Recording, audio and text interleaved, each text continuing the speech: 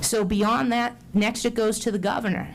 After the two chairs of education, the local officials and the state delegation said there's a problem here. It goes to the governor.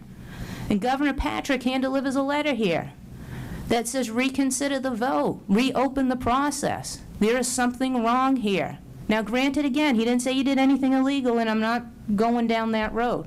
But he said that something wasn't right, and maybe it is appropriate for the community to feel as though it was disrespected. Reopen the process. And that doesn't happen. Again, the board turns around and falls on deaf ears. Now this morning, within 48 hours of the revelation of an email between the secretary and the commissioner, we have the Boston Globe putting this story on the front page. We have one of the biggest elections in the history of Boston locally, and the front page story is the charter school application and review process. We have the governor reiterating his statement of reopen the process. Once again, you have the state delegation here, you have the local elected officials here, you have the residents here saying reopen the process and start over because there is too much taint associated. Now going back to my original opening to this, you have a number of officials in line. It's not a partisan issue. The governor and I are Democrats. Bruce Tarr's a Republican. We're saying the same thing, trying to speak truth to power, to say something isn't right here, reopen the process. Now, I'm an attorney, that's my background. I've done appellate work, and I understand that it's going to be really easy to want to give into the temptation to say, we can't do this. And the reason that we can't do this is we voted, and people depended upon our vote.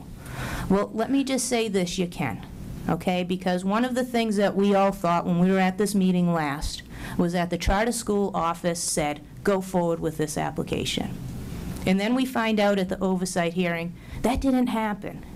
So now me, as somebody from the public, looking into this process, sees the absence of a recommendation from the staff to go forward to support this charter school application. And instead of that, when you look at the charter school office recommendation, it's a harsh criticism of the application.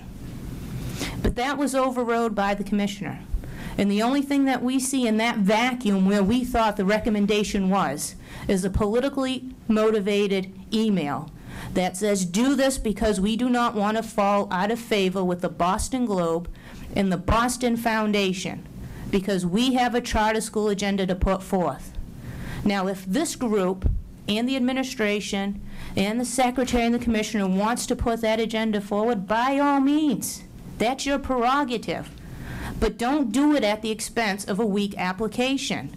Don't come forward and say, we're going to ignore the criticisms of this application. We're going to ignore the input of the community. We're going to ignore the state delegation. We're going to ignore the governor. We're going to ignore the editorials that are coming down on this issue saying this wasn't the right application at the right time. Don't do that, because that sets a precedent. What that says to young people who are watching this whole process and everybody else is we can be wrong, but as long as we were wrong and time passed by, then we're right. And that's wrong. That's the wrong example to set forth to the public. It's not what this administration's about.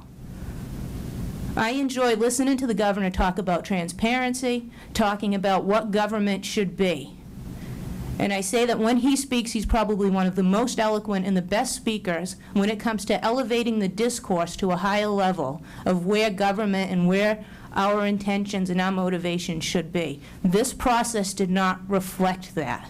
And it's echoed by everybody from the parent of that school child all the way up to the governor. And I'm not sure where people put editorials, but we can say alongside of the governor or above him from the public discourse and those periodicals that represent the viewpoints of the public. It's been criticized from every angle. Now, you have the ability to say that the process wasn't what it should have been. You can even go as far as to say it was arbitrary and capricious based on the evidence. You can do that. You can reopen the process. You can start it again. I don't see the approval of this application tied to the ability to put forward a charter school agenda if that's what the state and the Commonwealth and the administration wants. Untie them. Let them be free. Judge each one on its own merit. But don't put them together. Don't corrupt I shouldn't say corrupt, I'm sorry. Don't tarnish the vision that people had of this board. I thought it was a high compliment when somebody said that the charter school office and the deliberative process of this board was one of the best in the country. That's a high standard. Don't tarnish it by having everybody come out and say that that's not what this was, and holding on to it so tight for fear of having to say that something wasn't right, that in the end you end up tarnishing it and you end up allowing it to be something that it wasn't intended. Now, I know that you all have the best of intentions. I know you all to be good, upstanding people, and I hope that you'll do the right thing.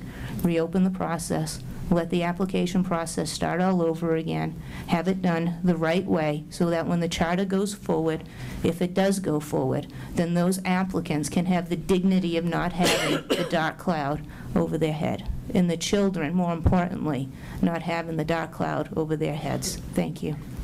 Thank you, Representative Ferrante. We appreciate you being here today.